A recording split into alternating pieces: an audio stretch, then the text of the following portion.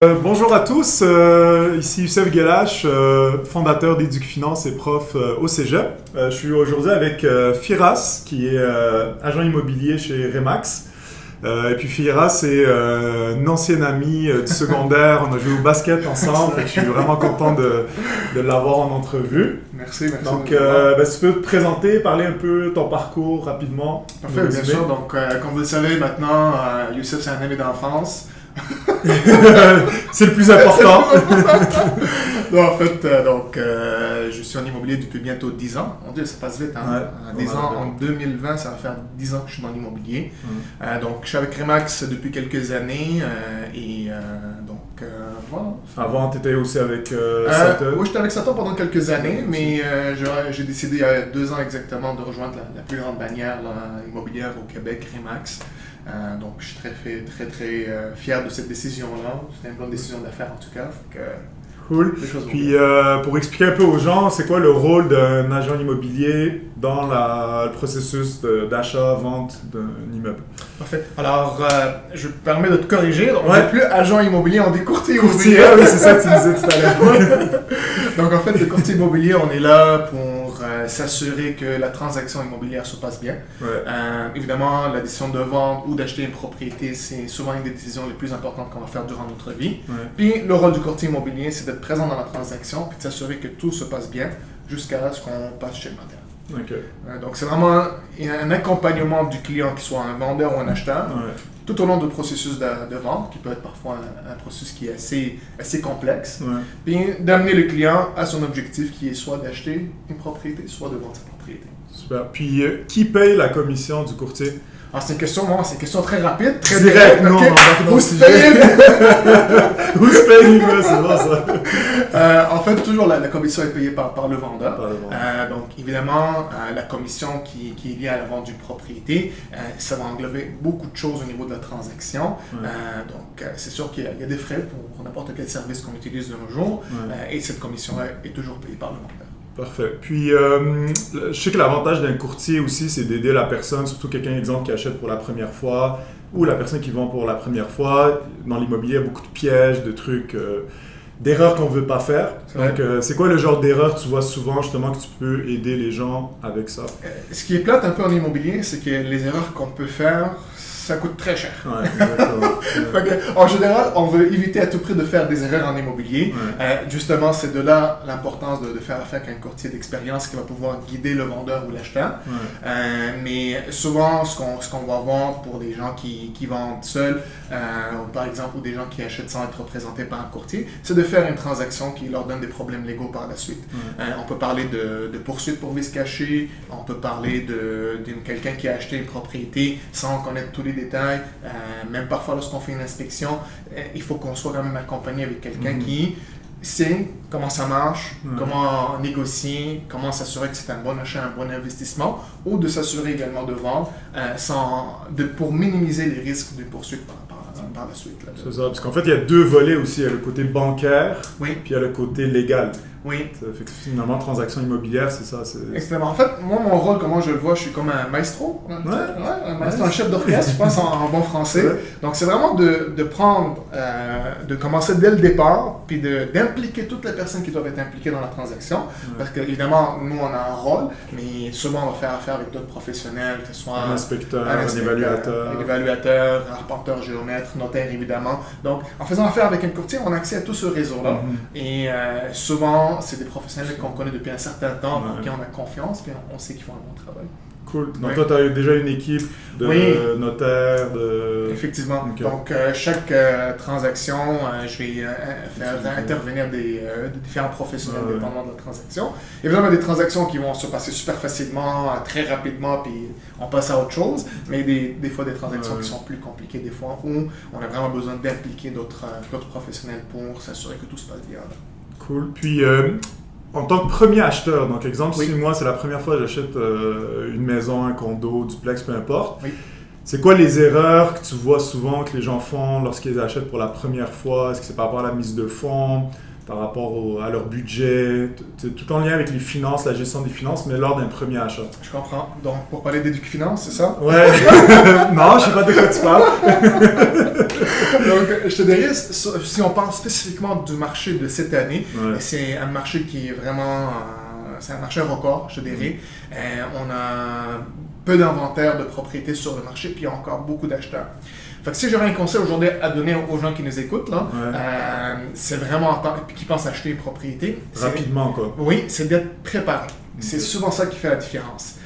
Souvent, lorsqu'on a une propriété sur le marché qui est mise à un prix qui reflète sa valeur sur le marché, souvent ces propriétés-là, de nos jours, ils vont recevoir 2, 3, 4, il y a même une transaction il y a 2 semaines. Oui, il y a 2 semaines, j'ai eu une transaction, il y a eu 22 offres sur la même propriété. Wow. Fait que si on est un acheteur, c'est sûr qu'il faut qu'on soit préparé pour qu'on ait le plus de chances qu'on ait une acceptation dans notre offre d'achat. Okay. Donc d'avoir une préautorisation d'abord. La première étape, moi ce serait vraiment la première étape, tous les acheteurs que je rencontre, la première étape c'est de faire affaire avec un courtier hypothécaire ou avec leur banque directement. Excusez-moi, il y a le téléphone qui sonne, on va le mettre trop d'acheteurs. On va le mettre sur silence là, donc ça serait vraiment ça, donc de se préqualifier avec la banque, donc savoir quel est le montant qu'on peut obtenir. Déjà en ayant cette lettre-là de la banque, lorsqu'on va aller négocier une offre d'achat, ça mettra beaucoup plus de poids. Et donc, de fixer réellement aussi qu'est-ce qu'on peut obtenir dans le budget qu'on a. Donc, des fois, je rencontre des gens et ils ont une propriété avec certaines spécifications, mais avec le budget, malheureusement, ça ne marche souvent pas. Donc, d'être réaliste un peu avec les critères de recherche qu'on a. Et par la suite, vraiment, c'est de visiter le plus de propriétés possible. Évidemment, des fois, on peut avoir ce coup de cœur-là, ça arrive quand même, mais en général, je recommande souvent de visiter, je dirais, pour un acheteur, au moins 5 propriétés, afin de connaître un peu qu'est-ce qu'il y a sur le marché, qu'est-ce que j'aime pas, et ainsi de suite. Évidemment, en général, en faisant affaire avec un courtier, lorsque je m'assois avec l'acheteur, c'est qu'on va s'asseoir à peu près pour 1 heure ensemble. On va vraiment savoir quelles sont les choses qui sont importantes pour l'acheteur. Puis par la suite, on prend en charge la recherche. Tout ce que l'acheteur a par la suite à faire, c'est de venir aux visites, puis on s'occupe de tout par la suite. Là. Cool, super. Puis dis-moi, entre une maison, duplex, triplex, est-ce que tu as des recommandations à faire pour quelqu'un qui, exemple, veut s'acheter une première propriété, mais il se dit, je peux acheter une maison, mais peut-être un duplex, vu qu'il y a un revenu. Est-ce que ça, c'est un conseil au niveau de l'investissement immobilier que tu conseilles? C'est sûr. C'est sûr que je ne peux pas vous donner une réponse spécifique parce que ça varie beaucoup d'un acheteur à un autre. Il y a des gens qui vont passer au côté investissement, il y a des gens qui vont penser plus à la qualité de vie. Mais je peux te donner un exemple qui est après 1 mois. J'ai un client, on a cherché pendant à peu près 2 mois. Une propriété à revenu, c'est un investisseur que j'ai depuis quelques années. Et finalement, dernière minute, on a changé de la recherche, puis il a acheté finalement une maison unifamiliale.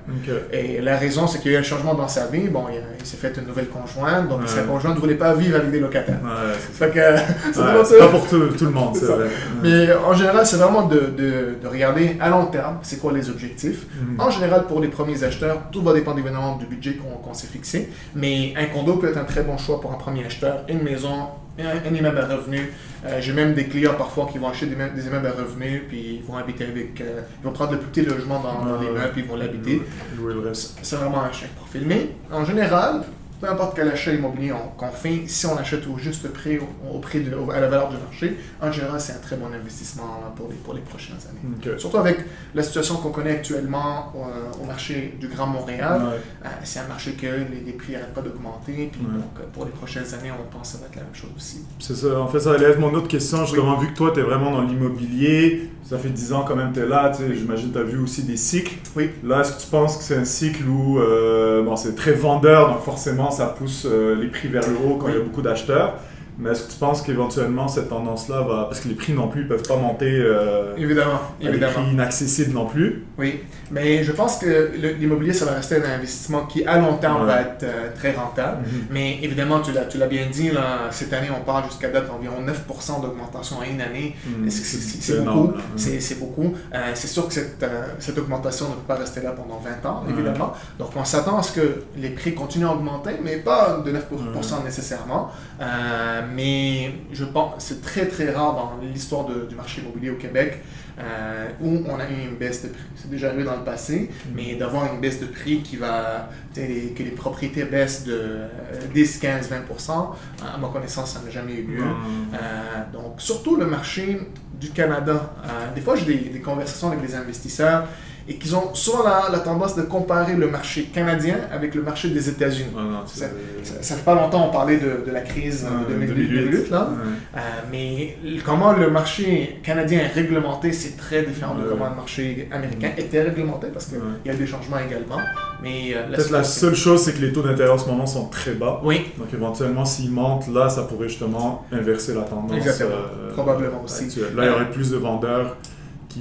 C'est ça. Oui, mais je dirais, ce qui affecte beaucoup la valeur à la hausse ces temps-ci, c'est qu'on a un très bas taux de chômage, puis on a aussi beaucoup de gens qui sont rendus à une étape de leur vie où ils veulent acheter. Notre génération à nous, justement. Donc, selon les statistiques, les premiers achats vont se faire autour de 32-33 ans.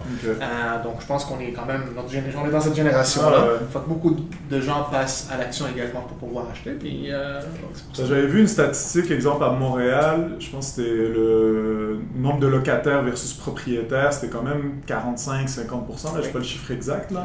Mais il y a quand même 50% de la population, disons, sur la région de Montréal qui sont locataires. C'est vrai. Donc, des fois aussi, il y a des gens qui ne sont pas nécessairement intéressés à acheter de l'immobilier. Non, c'est sûr. Des fois, c'est des gens qui bougent beaucoup. Effectivement. Puis des fois, tu seras surpris, des fois, je rencontre des clients et je les conseille de ne pas acheter. C'est vraiment ça. Ça dépend de chaque personne où elle est rendue dans son travail, dans la vie, et ainsi de suite. Fait que c'est sûr que c'est pour ça que je dis qu'il faut bien être préparé. Il faut vraiment savoir quels sont les besoins de la personne pour pouvoir aller de l'avant puis faire un achat. Mais en général, c'est sûr qu'on est porté à encourager les gens à acheter, si la personne est prête à le faire, évidemment, et si c'est un bon timing, là, si je permets le terme en anglais, pour passer à l'action, comme on dit. Là. Super, puis peut-être une dernière question, la question qui tue. Donc, c'est une question un peu simpliste, mais tu vas pouvoir apporter tes arguments. C'est quoi la différence entre faire affaire, exemple, avec un courtier Remax ou n'importe quel courtier versus faire affaire avec un site, exemple, comme du Proprio ou un site qui permet la vente sans intermédiaire. Sans intermédiaire, voilà. Alors, évidemment, la vente sans intermédiaire, elle existe toujours. Puis il y a toujours des gens qui vont vouloir essayer de vendre par eux-mêmes. Et souvent, c'est un débat qui est là depuis quelques années, évidemment. Mais c'est sûr qu'un bon courtier, c'est quelqu'un qui va donner une très grande valeur ajoutée à la propriété. Et excusez-moi. Il faut garder en tête également que lorsqu'on met une propriété sur le marché par soi-même, la clientèle qu'on peut cibler elle est très très faible. On va peut-être viser 3% du marché dans son ensemble. Mais lorsqu'on est avec un courtier immobilier qu'on avait parlé sur Sénat tantôt. Je sais pas, t'as trop d'acheteurs. Firas, t'as trop d'acheteurs. On va les rappeler tantôt. Donc, c'est surtout une question de... Souvent, les gens vont penser à une économie sur la commission. Mais ce n'est pas toujours le cas. Et j'ai beaucoup d'exemples concrets que je peux donner aux gens qui nous écoutent. Là. Souvent, il y a des gens qui vont mettre leur propriété. Et qui vont faire affaire avec toi en même temps. En fait, souvent, c'est qu'ils vont la retirer. Pour faire affaire avec toi. Pour faire affaire avec toi. Puis souvent, cette propriété-là, on va la vendre beaucoup plus cher que ce que le prix demandé. Fait que la commission qu'on essaie de sauver, au final, c'est pas vraiment une dépense si on voit la valeur ajoutée. Exactement. Alors, je te dis vraiment juste par rapport à ce côté-là, juste si on pense marché, lorsqu'on vend par soi-même, évidemment, on a accès à une très petite partie du marché. Mais lorsqu'on est avec un courtier, lorsque vous faites affaire avec un courtier, vous faites affaire avec des milliers de courtiers en fait. On vous donne accès à tout le marché, donc on a accès à des milliers de courtiers, puis c'est à leurs clients. Qui eux ont des acheteurs potentiels, c'est ça? C'est vraiment une très grande équipe, on travaille tous ensemble, on a tous l'intérêt de nos clients à cœur, puis on va essayer d'avoir les meilleures conditions possibles. Mais je te donne un exemple, il y a cet exemple-là, c'est il y a 3 semaines, 3 semaines exactement. C'est une propriété qui était affichée sans courtier, et le client demandait 399 000 lorsqu'on l'a mis sur le marché, on l'a vendu à 430 000. Donc, il y a quand même 30 000 qui a été ajouté. La raison pour ça, c'est qu'avant, il visait 3% du marché, mais là, il vise 100% du marché. Ouais. Fait que tu as beaucoup plus d'acheteurs, puis on se trouve dans une situation où on a beaucoup plus d'offres sur la table, puis il y a beaucoup plus de gens intéressés à acheter la propriété. Donc ça, si je veux le résumer.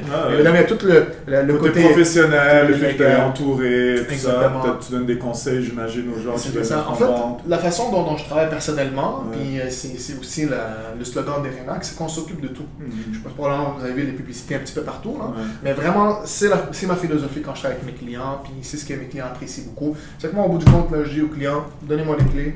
Après, on va préparer tout. On va s'assurer de faire l'évaluation, d'aller chercher le meilleur prix possible. On va bâtir une stratégie pour vendre la maison dans les meilleures conditions possibles. Ensuite de ça, les clients, ils me laissent les clés, puis on s'occupe de tout. Puis je les appelle quand je les donne d'achat. Puis en ce moment, le délai, j'imagine, est encore plus court qu'avant aussi. Oui, évidemment. Donc maintenant, vraiment, là, on va parler un peu des acheteurs. Mais si on parle des vendeurs, c'est vraiment très important de le mettre au prix du marché. Et ça, en mettant au prix du marché, on finit par le vendre à un prix plus élevé. Oui, on a un marché qui est très fort cette année. Parfois, je rencontre des gens où ils veulent mettre leur propriété beaucoup plus cher qu'est-ce qu'ils vont dans le but en pensant faire plus d'argent, mais au bout du compte, ça fait l'effet inverse, là, parce qu'ils vont devoir ajuster leur prix, puis à la baisse. À la baisse. Au lieu d'attirer beaucoup d'acheteurs et à l'inverse, le rehausser. Exactement. Puis surtout lorsqu'on met une nouvelle propriété sur le marché, c'est là où on a le plus d'impact là, au niveau du marketing. Fait qu'on a manqué ce coup-là. Si on ne vise pas la bonne clientèle, si on est hors prix par rapport à ce que la propriété vaut, bien, on perd notre coût. Là. Donc, c'est pour ça que c'est très important. Donc, je pense que pour l'acheteur, c'est très important qu'il soit préparé. Pour le vendeur aussi, c'est très important qu'il soit préparé, évidemment, chacun à sa façon. Mais dans les deux cas, un bon courtier, un courtier qui a vraiment l'intérêt de ses clients à cœur, il va savoir comment orienter les deux pour s'assurer de faire une bonne transaction dans les deux cas. Tu sais? Oui, vas-y. Non, j'allais dire, en ce moment, le délai de vente, c'est sûr, c'est une moyenne, tout ça, là, mais ça prend combien de temps pour une maison entre le moment où vous l'affichez et le moment où elle est vendue?